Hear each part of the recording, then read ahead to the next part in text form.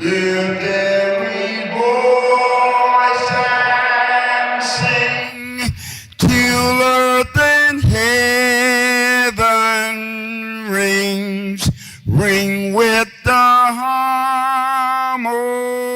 harmonies of liberty. Let our rejoicings rise high as the listening skies. Let it resound loud as the roaring seas. Sing a song full of the hope that the dark past has taught us. Sing a song full of the faith that the present has brought us. Facing the rising sun of our new day begun. Let us march on till victory is won. God of our weary years, God of our silent tears, thou who hast brought us thus far on the way, thou who hast by thy might led us into the light. Keep us forever in the path, we pray, lest our feet stray from the places, our God, where we met thee. Lest our hearts, drunk with the wine of the world, we forget thee. Shadow beneath thy hand, may we forever stand, true to our God, true to our native land. I say.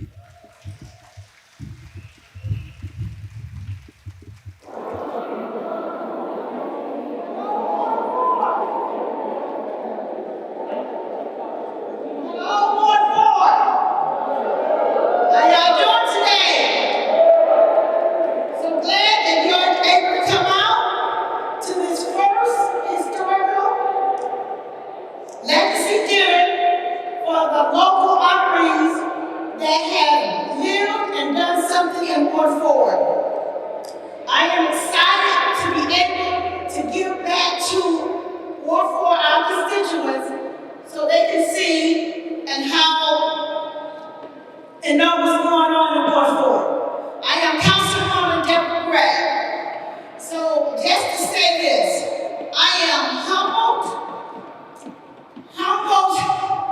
to do this presentation and to have this dinner for the constituents of Ward 4, because everyone here, you know, you guys are RSVP. It's about the constituents of Ward 4, and I want to make that known. So I'm not going to be long, because I know we got six honorees that we want to give the presentation to, and so they can have enough time to speak. But I want, but I want to say that to learn about your community and what these honorees have done and how they're moving forward, is going to compare with the development in Ward 4 and how we need to understand how we need to move forward. Because huge development is coming across the entire Ward 4. And this is going to show our past to our present to our future. And this is very important for everyone to engage, to know that we are all part of this movement. Even though that I'm your elected official, as your council person, I need everyone to be on board with this new movement that's coming to Ward 4. So to say that I am proud and I am honored to be part of this movement as well. But I want to just say about some of the other historians that have already done something, partnered with the ones that's able to come to speak about themselves. We have a Mount Pleasant Heritage Trail that's on 132nd and Kinsma that I didn't even recognize that we got historians there as well. If you go to these heritage trails, you will see other historians that have done something in our neighborhood. Down there on 132nd and Kinsma, we have, I talked to Miss White. She's a professor at Cleveland State, and her mother is Dorothy Leigh McNair. She was the first African woman who flew a aircraft. So just read up on her, what she done, and she lived right here in Mount Pleasant. As well as we have Don King. He's on that Heritage Trail. We have Zelma George, and we also have Luke Eastern. Just to say a few, this is a monument of movement to know what our historians done and how we need to move forward. And I just want to end this. My father wasn't born and raised here, but I consider my father as a historian too. He had his own black local baseball team in Saginaw, Michigan, and they were called the Saginaw Ravens. And he also bought land, and he turned into a baseball diamond field with his brothers and all his neighbors in Saginaw, Michigan. And now what it is today, it is part of the Saginaw Airport. So just to say that we all have some type of historical history with our ancestors, and we need to know how important we are. It doesn't have to be known names, what somebody else done. It could be right in your family. So this will represent all the historians who's going to represent their families, and also the ones that's still living, to let everyone know how we going to continue to move forward with this history. So I am humble, as I said, and honored to be part of this group of historians who accepted my invitation only on an ask. Only on an ask. I first started with Renee Cash. They own Ray Sausage. I called her first just to have her come to speak about Ray Cash Sausage. And so she said, call Nana Eastern, because I wanted her to speak about Luke Eastern. So I called Miss Eastern. She said yes. And then she said, call Ken Hawkins. I called Ken Hawkins, and he said yes. And Dennis Bodie of the Bodie Studios radio, they have their house right on 122nd and Union. He was already coming to town, but I asked him to come on this day, and he agreed to come. And then I called Louis Moore, who have done so much in his lifetime in Mount Pleasant. He agreed. And then I called Larry Doby Way Jr., and unfortunately he wasn't able to make it, but his dad has Larry Doby Way, right over here. So, someone here, the professor from Cleveland State, going to represent him. So I'm saying that this is a glorious, beautiful event that we're going to share together, and we're going to continue to move forward in this way. So I want to thank everyone for showing up. I am appreciative. I am overwhelmed and happy with joy that, that we're going to share this event together. So I'm going to get off the stage, and we're going to start with the presentation. And our first presentation is from Ken Hawkins Jr. .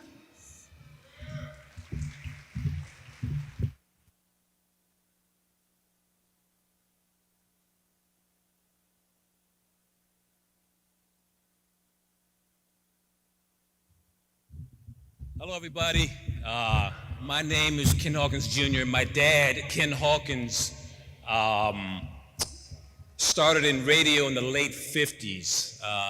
He actually, his early career wasn't really a career, it was a job in the factory. But while doing factory work, he got his license with the FCC to become an announcer on the air. So after he got his degree, I'm sorry, it's not a degree, his license to be an on-air personality, he started knocking on doors. He knocked on radio stations all over Cleveland, telling everybody, hey, I can do this. And being a black man in the late 50s, trying to get a job in radio was not easy. And as he shopped himself around looking for jobs as an on-air personality, WJMO opened the door for him.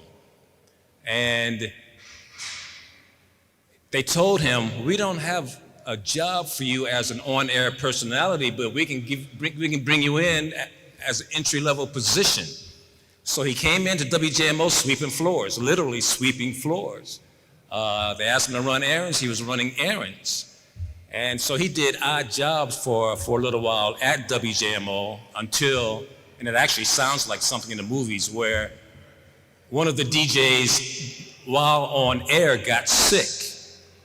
And while he was on the air, they had to take him to the hospital. And they were trying to figure out what to do to figure out the time slot. What are we going to do for the next couple hours until the next DJ comes on? And my dad raised his hand. He said, hey, I've got my license and I can do this. So they gave him the opportunity to go on the air. And he went on the air, and they said the phones start blowing up. Who's this guy, Ken Hawkins? Who's this guy with the loud voice? Who's this guy with the deep bass voice? And yes, he had a very deep bass voice, especially when we got in trouble. And they liked him so much, they kept him. They kept him on as a DJ. He was playing, the radio station at the time was playing top 40 hits, the oldies, 50s and 60s hits, and as my dad came on the air, he started playing more R&B music. He started playing more James Brown and things along that line, Nat King Cole, and a lot of the old artists from the early times. And that was really the start of WJMO doing more R&B music, thanks to my dad. He was a DJ on the radio for 8 years, but he also was a general manager of the radio station he was a DJ for 12 years and was general manager of the radio station for 8 years. In the middle of all that, he was approached by WEWS Channel 5 to do a TV show. So my dad agreed to do the TV show, and it was a music variety show. His guests on the show were the likes of Aretha Franklin and the Temptations and James Brown and the Cleveland's own Hesitations and so on and so forth. And as he was doing his show, the show got great ratings. But the problem with it was on at 1 a.m. on Saturday morning, Friday night, Saturday morning. So the ratings were good, but not good enough for the Channel 5 to keep that station, to keep that TV show going. So they canceled his show after 2 years. He went back, well, he didn't go back, but he continued doing his radio show after they ended the TV show. But during that time, he was approached by Don Cornelius. Don Cornelius and one of the other producers approached him and said, hey, we need you to consult with us because we want to start a TV show ourselves. So Don started Soul Train with my dad as a consultant. Once the Soul Train show got going, my dad kind of backed off and went back to doing his radio thing. But then soon after that, My dad started doing more promoting of the artists, especially the black artists that were coming up. He would send them to Leo's Casino. A lot of the artists went through Leo's Casino to pave their way into the direction of entertainment. Leo's Casino and Circle Ballroom. I'm not that familiar with Circle Ballroom, but I was told Circle Ballroom also was a location where a lot of black artists were able to come in and perform. So as he was doing his promoting of Eddie Kendricks and the OJs and things along that line, he was approached by Berry Gordy. Berry Gordy wrote a book about Motown, and in his book, he thanked my dad for helping him start Motown. The rest is history as far as Motown is concerned.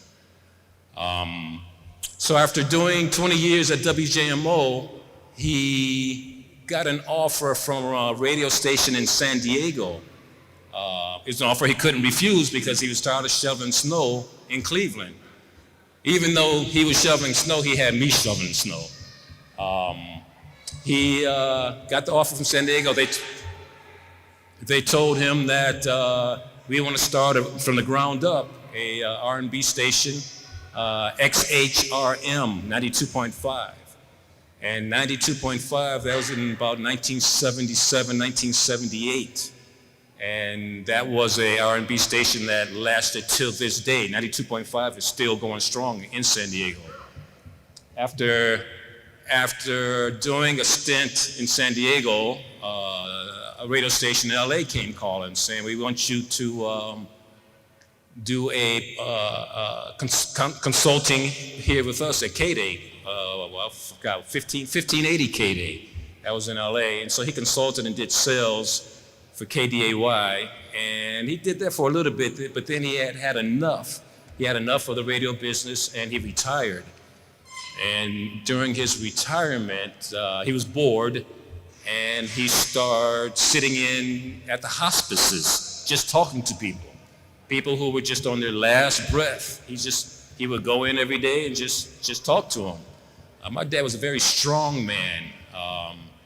He also worked for the courts, representing the kids in court. Law was his other background. He studied law while he was studying radio. So he ended up retiring, full-time retirement. And then one day he says to me, I'm bored, man, I'm bored. And I said, well, Dad, let's start a production company, because he knows that I've always wanted to do something big in the record industry. And he says, well, why do you want to be in the record business? I said, Dad, that's all I know. You know, you didn't raise me as an auto mechanic. You didn't raise me as working at the post office. You raised me in the record business ever since I was born. So I said, let's do something. He says, okay.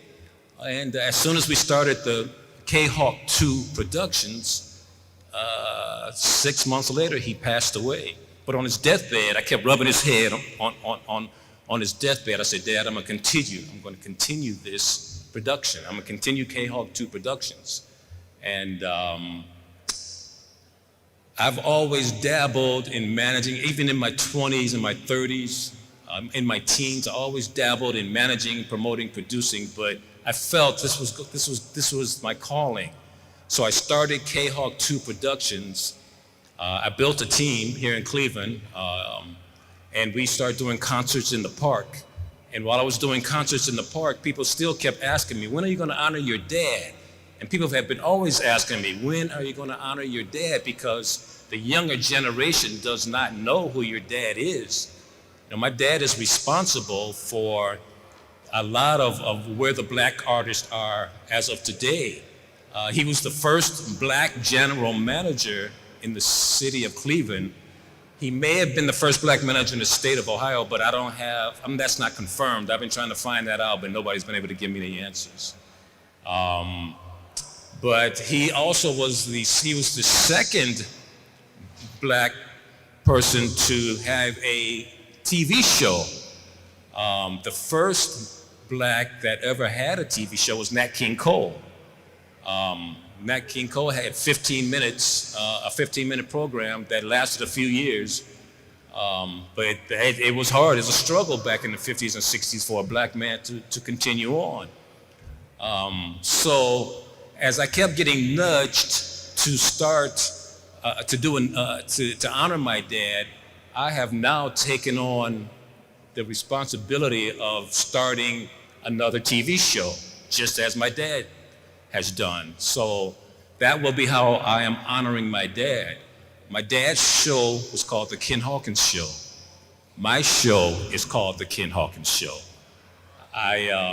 He started the brand, so I figured I might as well finish the brand. So that's where I stand now. My show will be a lot of things. It'll be a modern day Ken Hawkins show. It'll be a modern day Soul Train, a modern day American Bandstand. The difference between what I'm doing and what others have done is Northeast Ohio will shine because I'm bringing in our city. I know I'm supposed to only have 5 minutes. I'm gonna cut it short. And Cleveland's going to shine because I represent a lot of things that Cleveland is doing because we've come back up. Cleveland has come up a long way from the mistake on the lake. We've come up a long way from the river burning. We used to be the joke of all comedians. We no longer are the joke of the comedians. You know, I know people that have never been to Cleveland and they laugh at us, not even knowing, just from what they heard. You know, oh, you from Cleveland? Oh, I'm sorry to hear that. But you really don't hear that anymore. What you hear is corporations moving to Cleveland. What's the paint company, Sherman Williams? Sherman Williams is coming on strong in Cleveland. The entrepreneurs are coming on strong. The restaurant business is coming on strong in Cleveland. Entertainment, we've got the Rock and Roll Hall of Fame. Even our Browns and our Cavaliers are coming up. So we are coming up. Cleveland's coming back. We are back. It's not coming back. We are back. And my show will not only be live music, but it'll showcase a lot of the artists here in Cleveland. It'll showcase a lot of the venues here in Cleveland. It'll showcase a lot of different things. So just kind of stay tuned to what I'm doing. And I'm doing this to honor my dad. Otherwise, if I wasn't honoring my dad, I would be fully retired, because I am retired. I retired next month will be exactly 1 year of retirement, and I'm not bored. A lot of people say I can't retire because I'll be bored, but I'm not bored. But I want to be bored, but I haven't been. I am going to do this for the sake of my dad, and just stay tuned, and you'll see more of what Ken Hawkins is doing. And like I say, this is for my dad. One thing he told me, in closing, years ago, he says, Big Hawk, he called me Big Hawk. I don't know, that's the name he came up with. He says, Big Hawk, just keep one thing in mind. And this was years ago. He says, these days that we're living right now will be the good old days. So I say to you, keep one thing in mind. We're in 2024. One day, these will be the good old days. I'd like to thank Councilman Deborah Gray for having me on, and I thank you very much. Hi, good afternoon. Thank you, Ken. That was really interesting. My name is Vicki Dansby, and I'll serve as the MC today. Our next speaker, we'd like Leslie Lester and Renee Cash to come up to give us some history about the legacy of Ray's Sausage.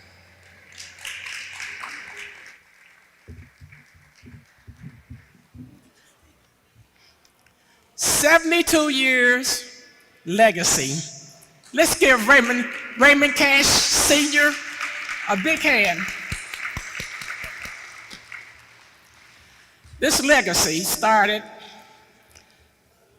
at, my father started making sausage at Save-More's on 59th and Quincy. And all the people there said, "Hey, Ray, why don't you start making your own sausage?" So he started the business in 1952, and he had three partners. and one partner was Luke Easter, my uncle.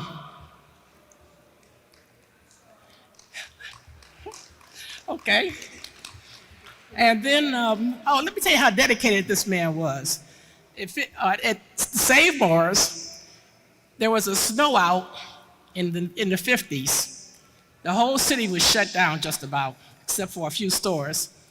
This man took a shovel and shoveled his way to work. We stayed on 40th and Green Court.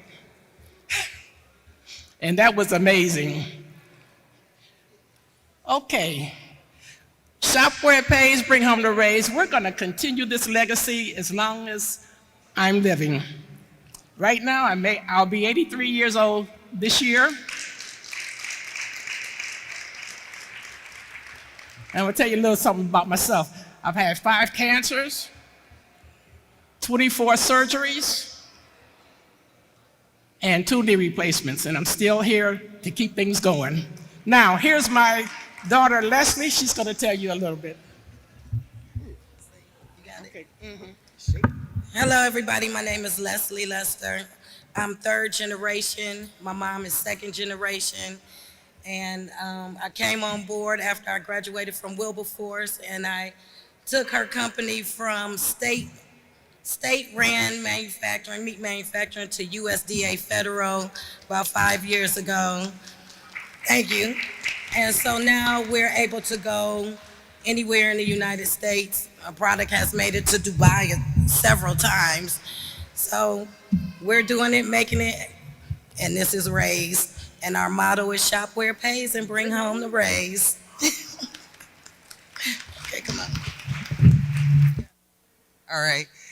Thank you, ladies, so much for that. I know everyone in the room knows about raised sausage, and probably raised on it too. So thank you for that. Next, we have Kenya Gray, who will give us some information on the history of Black veterans. Kenya? Thanks for coming out and supporting Councilwoman Gray for this special occasion, for our community, for the neighborhood, and for everything that's moving forward. I'm just going to be about 5 minutes here. I have a little story about veterans of the United States military. Me, myself, I served this country for 21 years in the Army, got my stripes. I'm a veteran. But there's a story behind that when it all began. Very little has been done to acknowledge the thousands of Black veterans in the United States who were abused, attacked, or killed in the country because of their status as military veterans. Inspired to defend their country and pursue great opportunity, African Americans have served in the United States military for generations. But for over a century, instead of being treated as honored members of society upon their return from military service, Black veterans were accosted, attacked, and lynched. As documented, at least 35 military veterans who were victims of racial terror lynching from 1865 to 1950. During the 19th and 20th centuries, white supremacy and racial hierarchy remained law and custom throughout the nation. Many white people feared that Black soldiers who had experienced the pride of military service would resist the disenfranchisement, segregation, and second-class citizenship that still characterized the Afro-American experience. In August of 1917, the U.S. Senator James Vanderman of Mississippi warned that once a Black soldier was allowed to see himself as an American hero, it would be but a short step to the conclusion of this political right must be respected, bringing Black soldiers home to the South with expectation of equality he predicted would lead to disaster. For Senator Vanderman, Black soldiers potentially as community leaders, as terrifying and disaster would be a mass movement for Afro-Americans. Indeed, many Afro-American veterans were determined to fight for their own freedom and equality. And veterans like Hosa Williams, Medgar Evers played central roles in what became the civil rights movement. The effort to suppress that potential leadership made Black veterans targets, and many suffered brutal violence for protesting, mistreatment, or simply wearing that military uniform. So in June 1947, a Black Navy veteran and Temple University student named Joe Roberts was visiting family in Georgia when a group of white men became upset because he refused to call them sir. Later that night, the men abducted Mr. Roberts from his parents' home and lynched him. For Black people, being a military veteran made them a target, put them at greater risk of violence and menace as a result of racial prejudice and hierarchy. The refusal of federal officials or the U.S. military to intervene provide needed protection and assistance made the trauma of this history all the more painful to Black veterans. These and countless more Black veterans served bravely in defense of our country, only to face terrible violence, lynching, and abusive mistreatment when they return. Very little has been done to acknowledge the thousands of Black veterans who were abused, attacked, and killed in our country because of their status as military veterans. This year, as we observe Veterans Day in November, amongst ongoing national debate among racial inequality, police brutality, protests, and patriotism, we honor the long tradition of African American veterans who have struggled and died in battle, fighting abroad in defense of our country and fighting at home to make that country a place worth defending. Nearly 80 years after they were first published, Private Monroe's words still ring today. Morale to the Negro, as the every human being is like yeast to bread. Morale puffs us up in love and pride for our country. It puffs us up with will to fight, to resist, and change by force.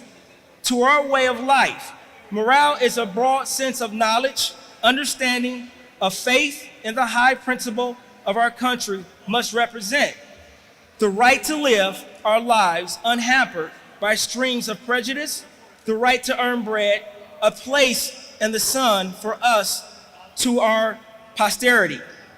And with these necessary words, we Negro soldiers will resist with every inch of our stature and threat to our country laws that must protect our rights during periods of tranquility. Thank you.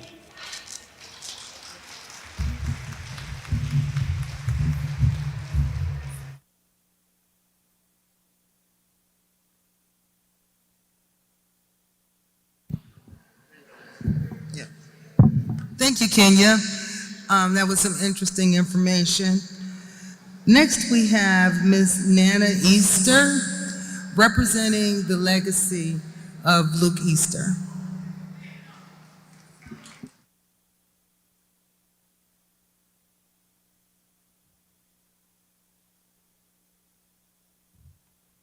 Good evening. Councilwoman Gray, thank you for the invite. Friends and family of Ward 4, I'm glad to be here.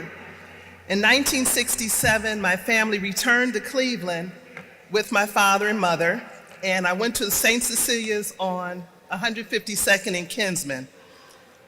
The principal called the teacher to the office and said, Luke Easter's daughter and son are coming to school. Please introduce them to the class. The teacher, Mrs. Leek, said, oh my God, your dad is Luke Easter. Oh, he was a wonderful ball player.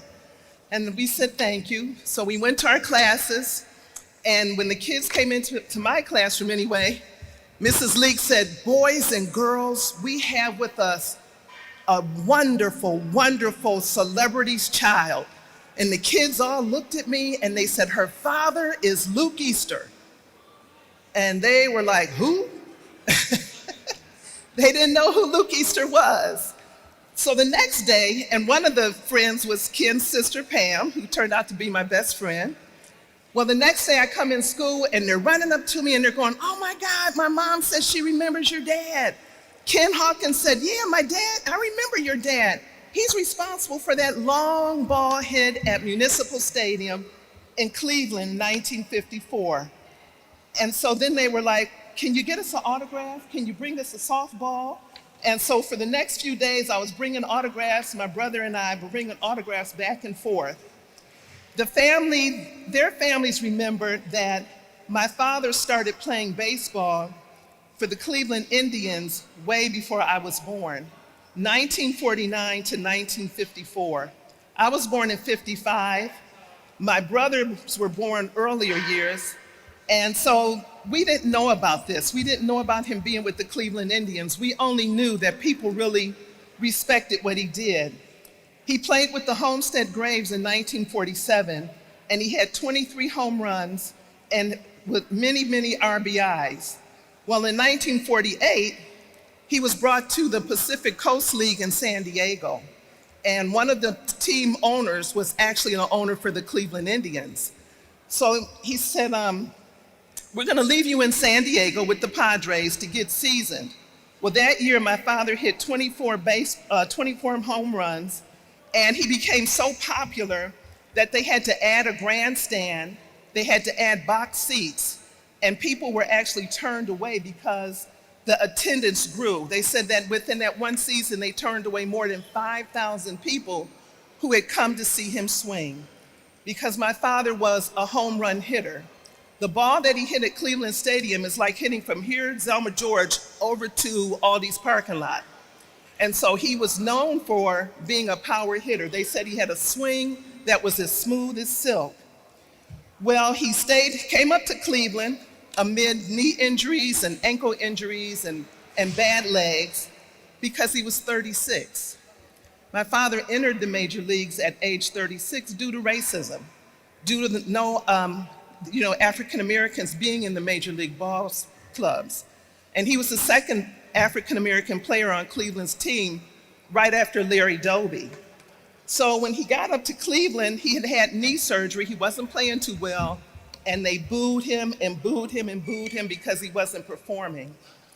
So they decided to send him to the Cincinnati Crescents, which was an Indians team. He got to the Cincinnati Crescents and hit about 20 home runs. He hit maybe 2 home runs in some games, and Cleveland said, let's bring him back up to Cleveland to play. He came back up to Cleveland to play, and he played and had record number home runs. In 1950, he had an average of 348, which means that of every bat that he made, every hit that he made, a third of them were home runs. In 1951, he had 27 home runs and 103 RBIs, which was an excellent stat, and he placed 4th in the major leagues. In 1952, he was considered the most outstanding baseball player in the major leagues. In 64 games, he had 20 home runs. He hit doubles, he hit triples, he hit 2 home runs in a game about 2 or 3 times. He hit a home run one day, a home run the next day, a home run the next day, and a home run the next day. So his major thing was home runs. When he was hired, he was told by Bill Veeck, he said, I don't care how many times you strike out. We're looking for you to be the home run hitter.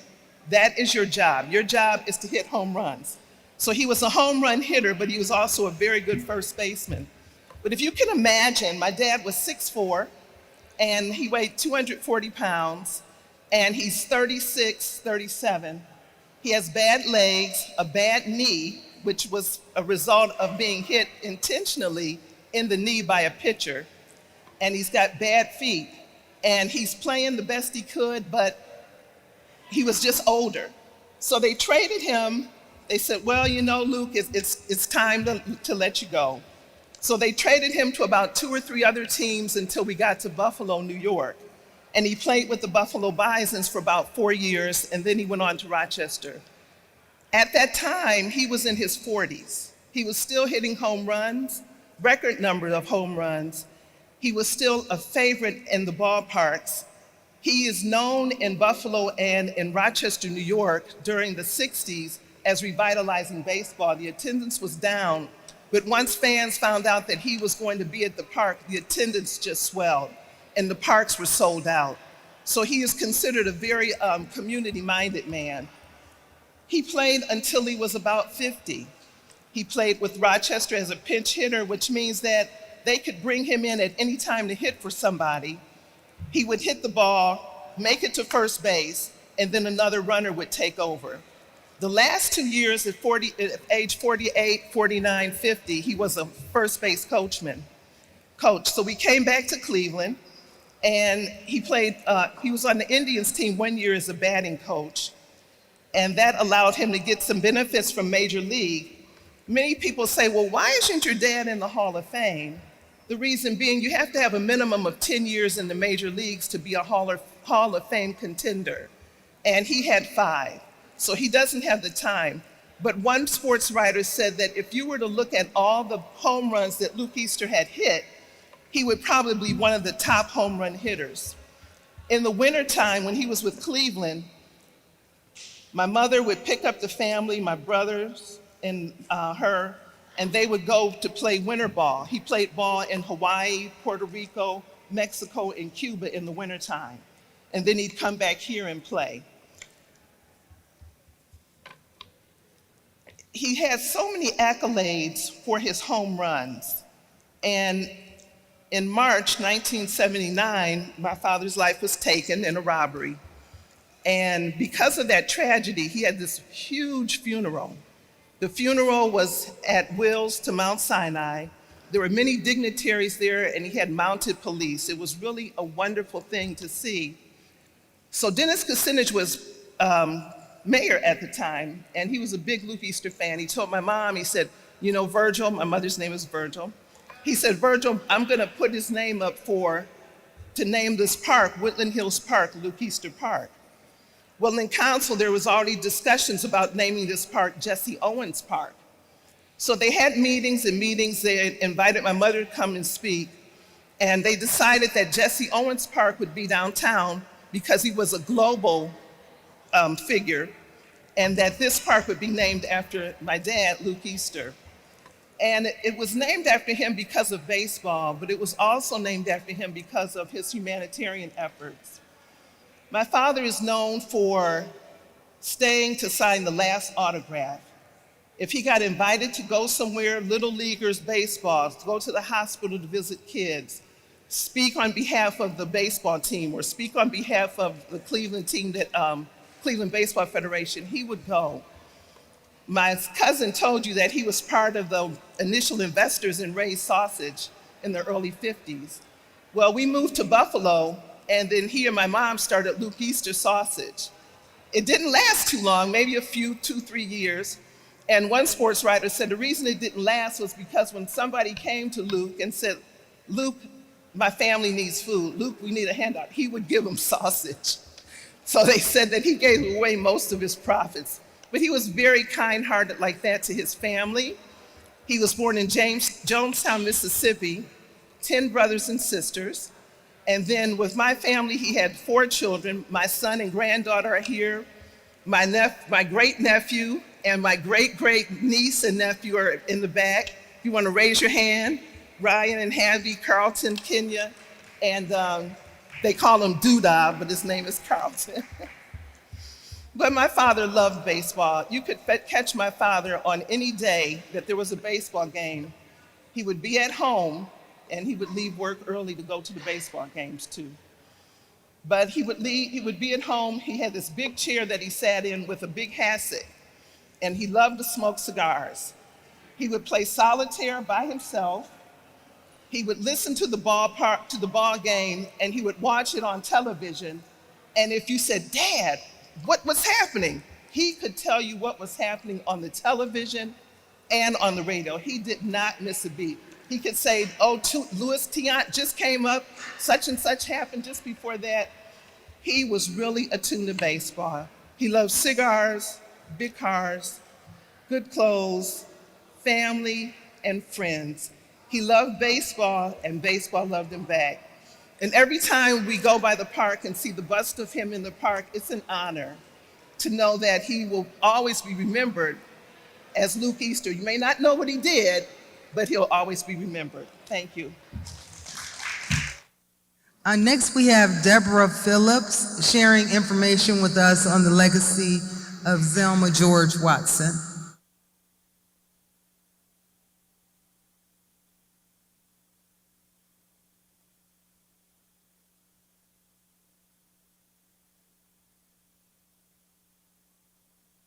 evening, everyone. Good evening, everyone.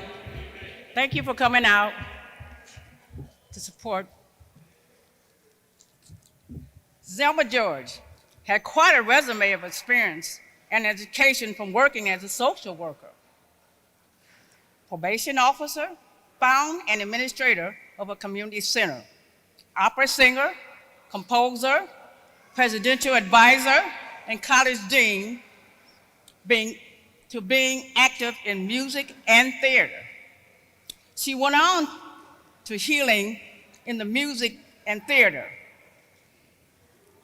She went on to healing in the medium of an opera by Giancarlo Menotti at Caramel Theater. People consider her to be one of the first Black women to assume this typical white role. Her performances earned her a Merit Award from the National Association of Negro Musicians. In 1950, Zelma George served as an advisor on national committees during Dwight D. Eisenhower's administration concerning women's issues, youth, and African American culture. She was a Goodwill ambassador and an alternate U.S. delegate to the United Nations General Assembly from 1960 to 1961. From 1966 to 1974, she was a director of the Cleveland Jobs Corps. During her tenure, the Corps trained 12,000, mostly African American women to get their high school equivalency diplomas and job skills. Even in her retirement and after the death of her husband in 1970, she lectured, wrote, and taught at Cuyahoga Community College in the Elders Program. They named this center after her, which opened in 1997. Thank you.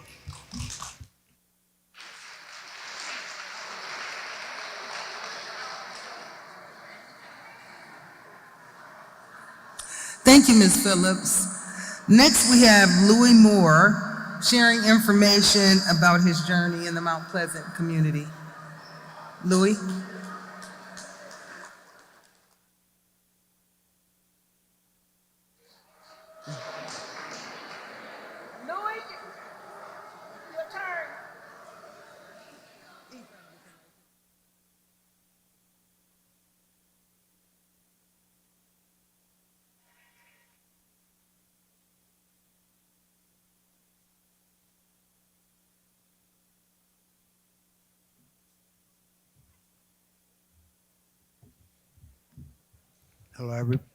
Hello.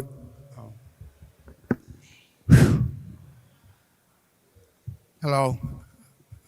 First, I want to thank Councilwoman Gray and her planning committee for considering me with the likes of legends of Mount Pleasant and the entire Cleveland community. Raised sausage.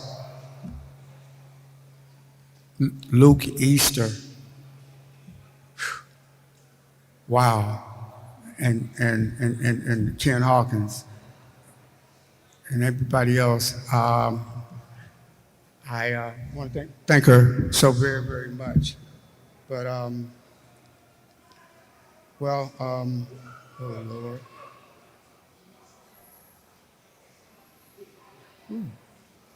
What happened? Well, I messed up already.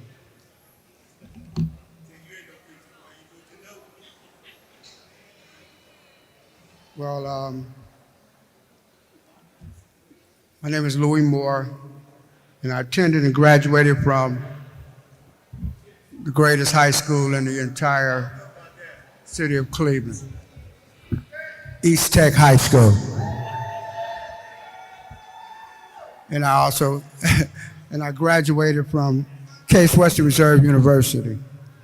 I began an interest in promotions in elementary school because my 5th grade teacher by the name of Miss Jessie Van Leer had produced and put together a play called The Sons and Daughters of Democracy.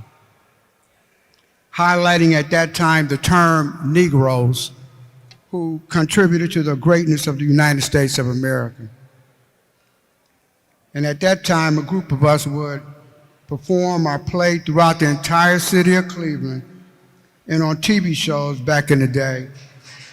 We were on Captain Penny, Barnaby, Woodrow the Woodsman, and we were on a program with a lady by the name of Dorothy Pullheim.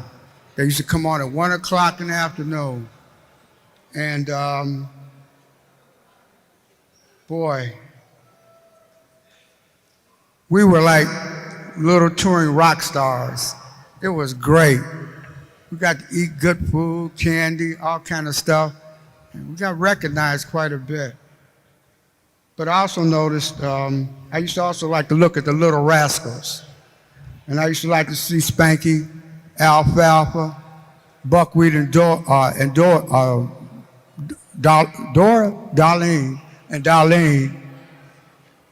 And I used to be so enthused about the little events that they would put on to make money.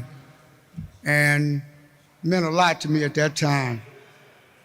And then during my time when I was at East Tech High School, under the auspices of a lady by the name of Miss Ernestine Ross, who was over the boosters at East Tech High School and also the originator of producing citywide talent shows. And the shows were done at East Tech High School and then at WHK High School. WHK Auditorium. And then she used to do talent shows while we were in school for the adults and the staff at Leo's Casino and at a place called Robert's Steakhouse that used to be located right there at the corner of 140th and Kinsman upstairs. It wasn't no bigger than this little area right here, but had an upstairs that was fantastic. And while I was in Case Western Reserve, the committees, I was on the committee to raise money for our Black Student Union. And we decided to do a fashion show. And I came up with the idea to bring a celebrity model at the fashion show. So I reached out to a gentleman by the name of Ernest L. James, who was an on-air personality on WABQ radio station. And back there, just like Junior was saying about his dad, the on-air personalities were the ones who really sold the radio stations and made the people listen to the radio stations at all different times. So I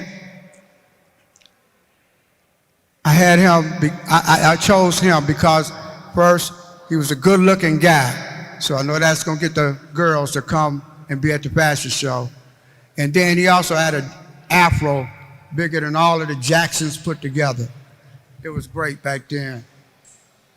And he made a spectacular hit, and then he was amazed himself. So I was invited to come down to the radio station, meet the general manager and himself, and the general manager's name at that time was Sam Knight. And he, Ernest L. James, and a gentleman by the name of Bob Davis had developed an entertainment promotions company called KDJ Productions back in the day. And they were promoting concerts and events throughout the entire city of Cleveland and all different types of venues and locations in the middle 70s. And at that time, I was asked by Sam to come and work along with him, and I became part of KDJ Productions. I began learning the trade of concerts, entertainment promotions, and also from other people and such great persons as Mr. Ken Hawkins. Ken became a very, very, very good, competent mentor, and being under his wing during my career was great also too.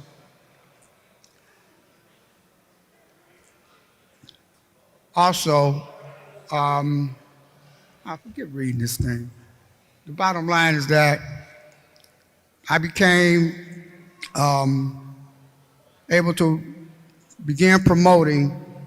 We promote R&B artists such as Stevie Wonder, OJ's, Isaac Hayes, Gladys Knight, Eddie Kendricks, Original Parliament, Funkadelic. That's when George Clinton, they used to wear nothing under that, under that robe of his. And many other artists, many of the R&B artists that were coming up at that time period and in their beginning of their careers. And many of them were, many of our shows were done at the Cleveland Music Hall and the Public Hall downtown, because this was before State Theater and all of that, because that had not been developed as of yet. And after they began putting that together, there was also a location called the Music Carnival that was located at where Thistledown and Warrensville is, where Thistledown racetrack is at. That used to be, it was a big tent that seated 2,500 people in the round, and it was great. But I also remember we had a show with Eddie Kendricks, and it was raining. Rain was coming through the tent. I remember me and Eddie was jumping in puddles of water. It was fun. I had a lot of good fun. But I also promoted a number of things at different places called the Golden Cocktail Lounge, the Heritage House, Carlton House, and a whole lot of other locations throughout the city. Sam passed away in 1977, and at that time I was encouraged by a schoolmate and a person who lived in the projects by the name of Mike St. Clair. Mike also attended East Tech High School, and he was also one of the Cleveland Browns.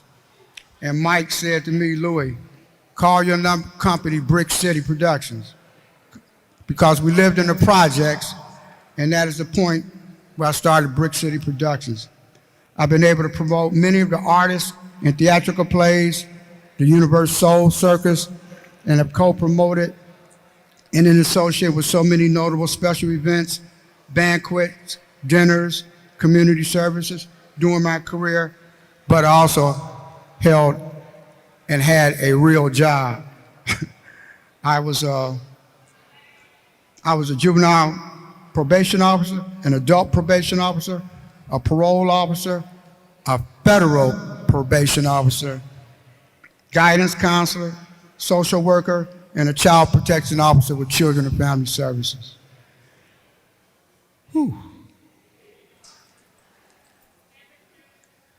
And in my earlier time, became an advertiser with TV stations, radio stations, newspapers. Business that I always was very proud of being one of our greatest commodities, the Call and Post newspaper. Call and Post made every person and many people who are and have been notable people in politics, business, this, that, and or whatever. The Call and Post newspaper was the Bible of the black community and the urban community. And it kept everybody abreast. That's when it was, Cleveland used to have hundreds and hundreds of thousands of people who used to live here. And circulation used to be astronomical. So today, I'll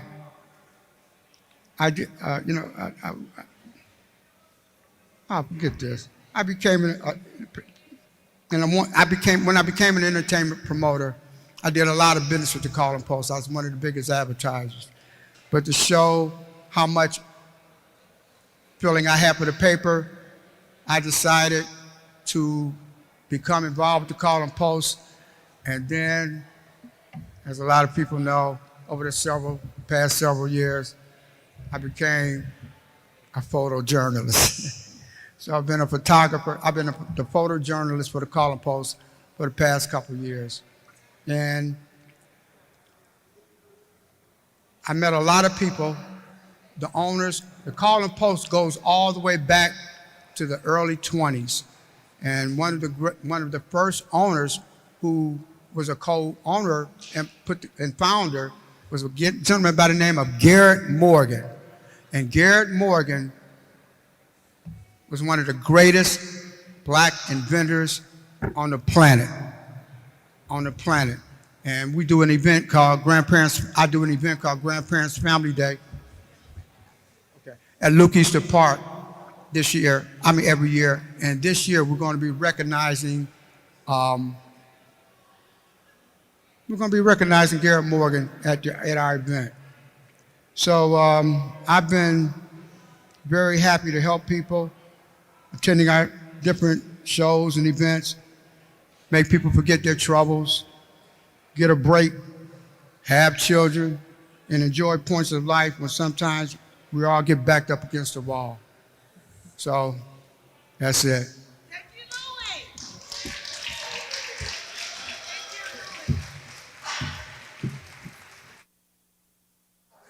Thank you so much, Louis. Next, we have Prester Pickett from Cleveland State University Black Studies to give us some information on the legacy of Larry Doby Sr.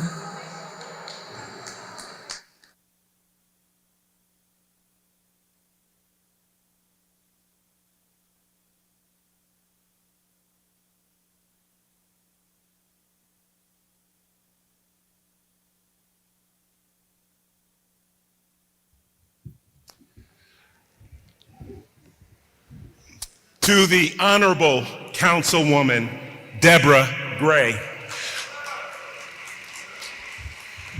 We thank you for this opportunity to actually have a family reunion on good ground.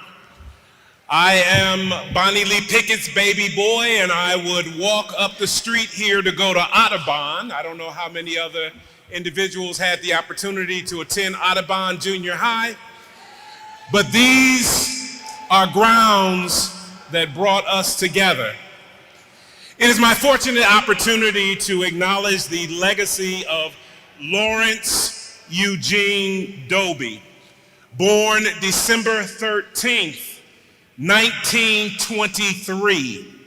So our brother who opened us up with Lift Every Voice and Sing, it was in 1919 when Lift Every Voice and Sing, after 20 years, became recognized as the Negro National Anthem. I continue from this point only with the permission of Mrs. Renee Cash. May I proceed? With you being an elder of 83 years, I ask for your permission to proceed. Thank you.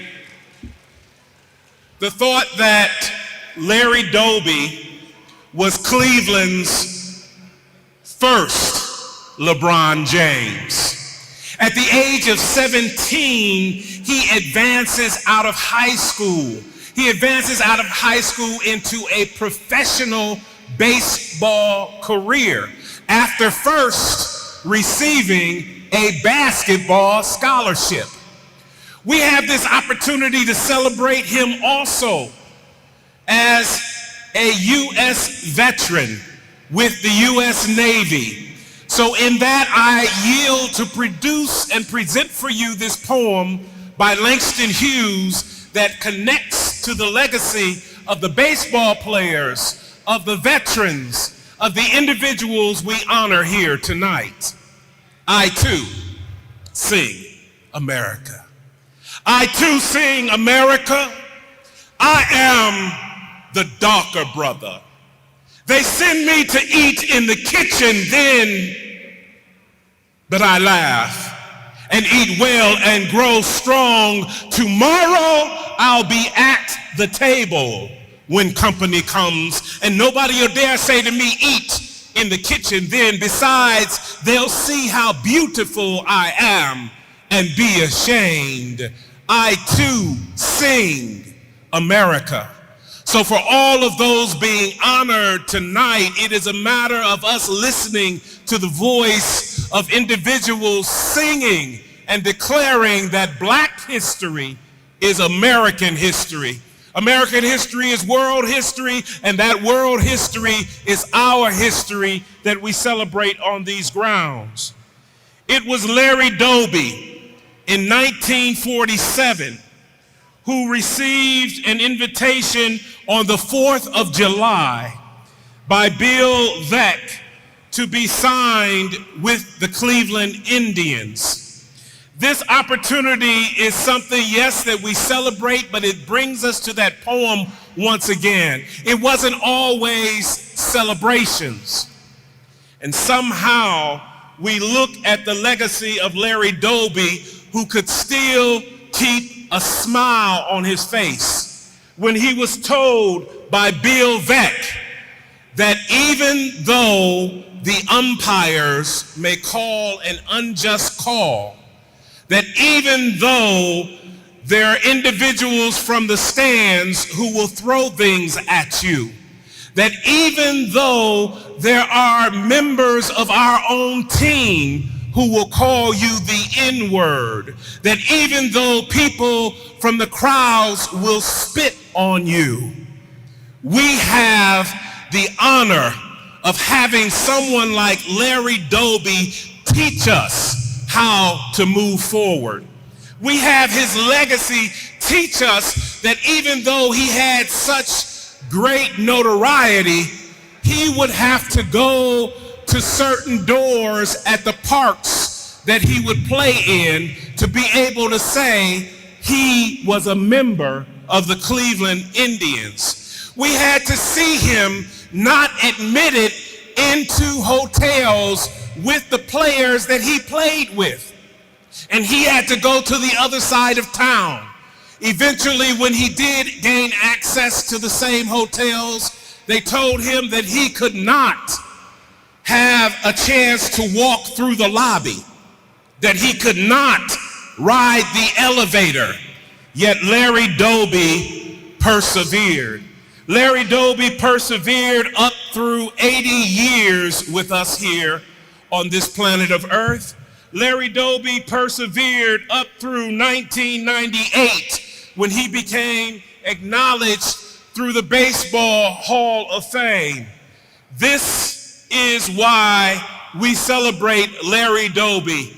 This is why we celebrate Luke Easter. Thank you for that brilliant history, because these black baseball players not only had to play at the top of their game, they had to endure the racism of that time.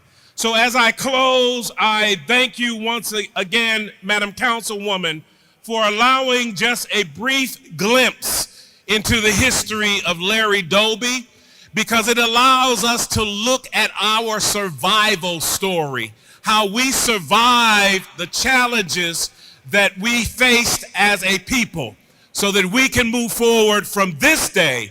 And even as you have shared that this is possibly an annual occasion, that we can think about the progress for next year. God bless you all, God keep you, and thank you. Thank you so much, Prester.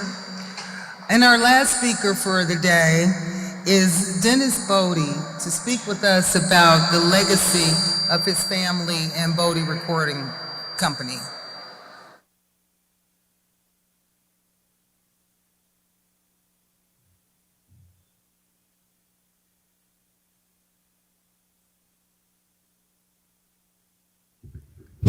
Good evening.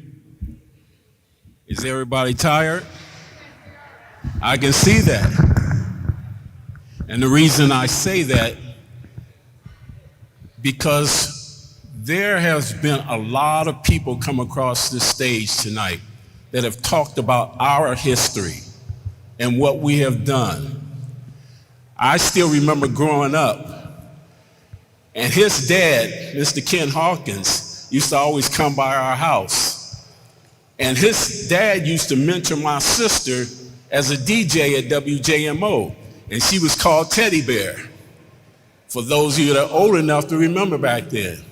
Then I heard the Ray Sausage talked about, and the young lady says, oh, I went to Wilberforce. Well, I was right across the street at Central State, okay? So I understand those things. Then you had the gentleman talking about the military. And I spent 28 years in the military fighting for a country that really don't accept us. Okay? But we still have to stand up and be counted for. But we aren't really doing those things, and we have to make a change. So I am the person, just like Louis that came up, we go back a long way. When I was a little 10-year-old kid, that's how long I've known him. But we're the silent group down on Union Avenue at 122nd Street. And no one even knows what went on in our house. The street would be lined with cars, but nobody would see the OJs coming in and out of my house. Nobody knew that my mom and dad recorded Ike and Tina Turner, Hall and Oates, the OJs, Aretha Franklin, okay, the Kinks, you know, a whole bunch of people that you listen to their music, that when his dad came by, we would talk and they would promote these things on what can we do next to build up our community. And they made a difference. All these people are trailblazers. Everybody that's here is a trailblazer. And we have to understand where we're going. But we can't stop right now. My mom and dad tomorrow will be honored at the Rock and Roll Hall of Fame. Okay? These are milestones in which we have to achieve. You know, my mom and dad, who were the first African-American recording studio record manufacturer west of the Mississippi, and he started in 1948 in the basement off of Pierpoint Avenue. This is 10 years before Motown even existed. Motown never even recorded or pressed their own records. But we did their recording at a great club called Leo's Casino. For those of you who've been around there, you know where the party spot was, okay? They recorded all their music that everybody listened to. And my parents always raised us, and I know your dad told you the same thing. You be the best at what you do. That's how we were raised. My parents told me, we're the first African Americans to have this recording studio record manufacturing. You make a name for yourself. Don't live off of ours. Okay? I looked at the time, I'm like, I didn't quite understand what she was saying. But I went out, I am the first African American senior enlisted advisor to run Europe. I only answered to one 4-star admiral, and I had all the services, all the countries in Europe, and they had to answer to a black man. And they didn't like it. But I didn't care, okay? We must stand up to be accounted for it. I was born and raised here. He talked about Dorothy as being one of the newscasters. And I remember the most famous statement ever made, the best location in the nation. We are, we always will be, and we will succumb to no one. Never, ever again. I live in Florida, where they're making it illegal, a federal offense to teach black history. A federal offense. But the problem is, we do not care to learn our own history. We are in the days. I talked to my friend, Pastor Gray here. We known each other for over 50-something years. You know, both of us, I have my own business, and both of us in ministry.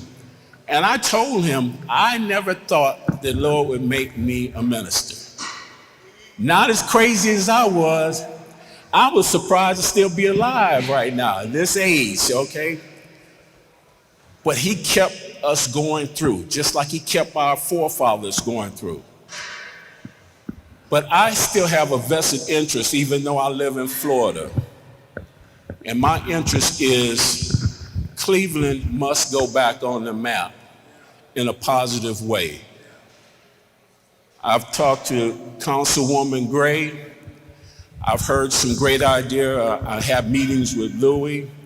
Mr. Hawkins, I've heard what you had to say, and you and I will be talking because Cleveland has got to get better.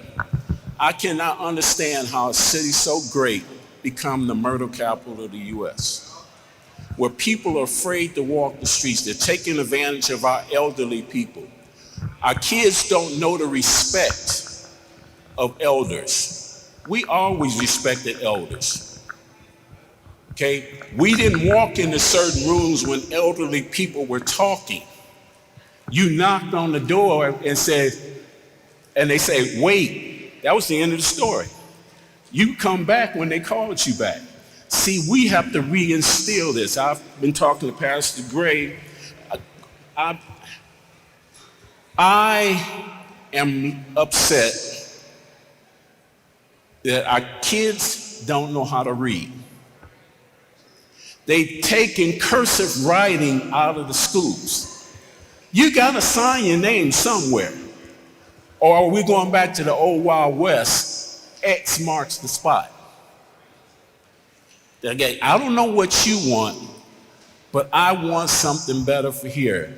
So even though my parents have all the accolades and I'm proud to be of this family, I am proud to be a member of this community, this society, because it is you that bought the records that made us somewhat famous. But my thing is, the journey doesn't stop right here. There's still more to accomplish. And I'm looking at all the people that came up here and those that didn't come up here that are sitting out in those seats that are going to make a difference to this city. And it will be the best location in the nation. Because I had one thought. We're talking with some other people. For those of you that are old enough to remember this, there was a place downtown on 9th Street called the Forum. Any of y'all remember that? Okay, that if Sunday morning you rode into the Forum after church, you was high class then, boy. You was uptown sitting in there. Why don't we have that kind of stuff again? Okay? I don't want to be traveling around seeing a liquor store on every corner, a drugstore on every other corner. You know, all these abandoned buildings where dope addicts are falling out of it. Okay? I know I came, and I want to thank Councilwoman Gray for giving us the time. But let's reclaim our city back. And please be with me. You can talk to me afterwards. We have to do something different. Thank you very much. God bless you.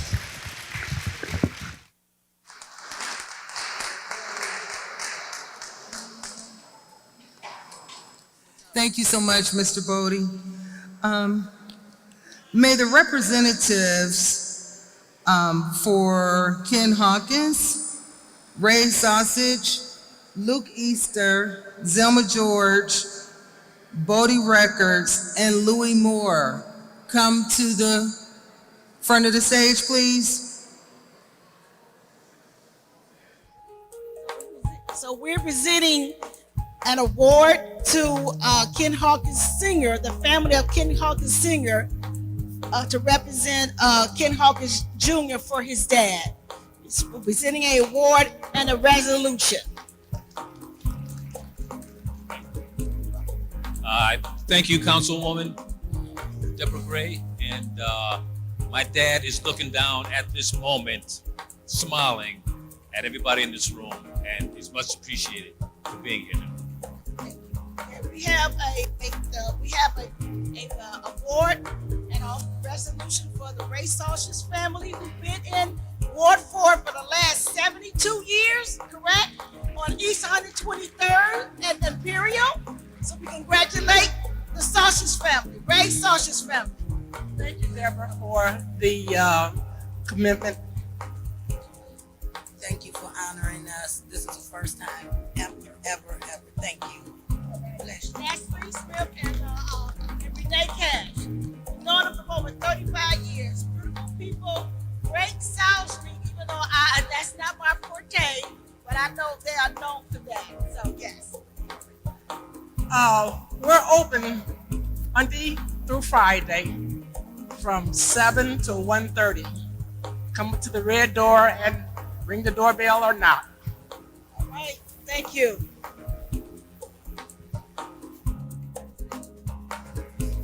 We have the award for the family of Zelma George Watson, who's named after this center. Marlena, the director, Zelma George, will be accepting awards. This has been a really good event. It took a lot of work, but it's been a really good event. I appreciate you for coming. Thank you.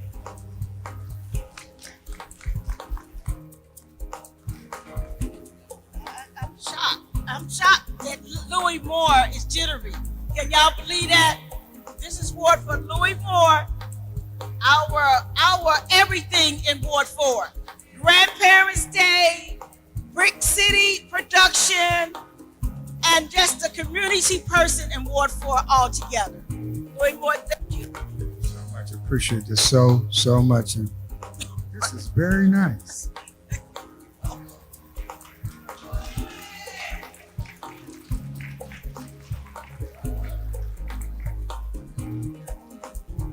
We have a Preston, Preston Pickett from Cleveland State University is accepting the award for Larry Doby Way family.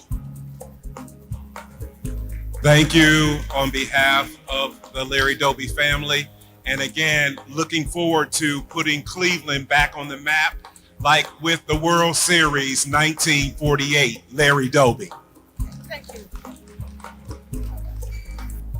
So everyone, next is Nana Easter accepting the award for her dad, Lou Eastern. And at this time, her resolution was left at the job accidentally. So we're gonna, give her that resolution tomorrow. Just Councilwoman Gray, thank you so much.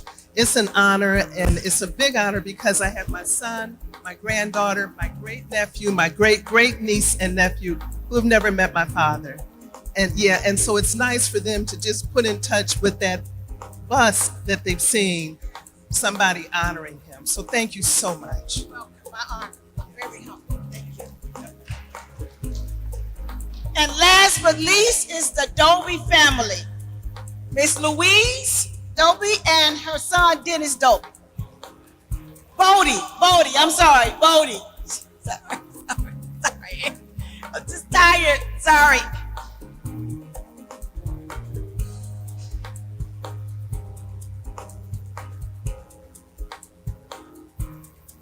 Now, this one, I'm going to hold on. No, this is just a landmark. They're going to landmark the house. I know.